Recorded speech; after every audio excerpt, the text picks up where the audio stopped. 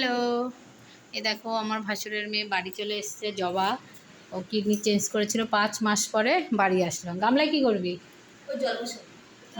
এখন ভালো আছিস তো? হ্যাঁ, এই দেখো জবা বাড়ি চলে এসেছে, 5 মাস পরে বাড়ি আসলো। আমি কিন্তু ওর ঘরে ঢুকিনি, আমরা বাইরে আছি, ওর ঘরে ঢোকা বারণ। তাই ওর বাবা আবার এই যে সব রান্নাঘাট টান্নাঘর আলাদা সব করে দিয়েছে। এই যে ও এখন ভালো আছে, অনেকদিন সবাই খুশি, তাই না জবা? জবা এখন খুশি, জবা রান্না করছে একা একা। রান্না করছিস তো, তাই না? ও রান্না করে, ও তো ভিডিওতে দিচ্ছিস, তাই তো?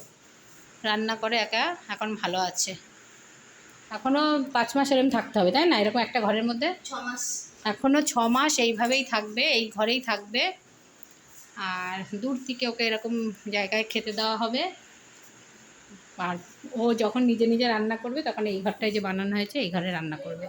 কমপ্লিট হয়নি রান্নাঘরটা, কাল পরশুর মধ্যে কমপ্লিট হয়ে যাবে, দিয়ে এই ঘরটা এখানে রান্না করবে। ওর ওর ঘরে যে যাবে তার হাত পা ধুয়ে কাপড় ছেড়ে তার যেতে হবে। ওর মা শুধু যায়, কাপড় ছেড়ে হাত পা ধুয়ে স্যানিটাইজ করে মাস্ক পরে তারপরে। টাটা দিয়ে দে, গুড নাইট বলে দে, গুড নাইট বল। মুখে মাস্ক পরা আছে। টাটা।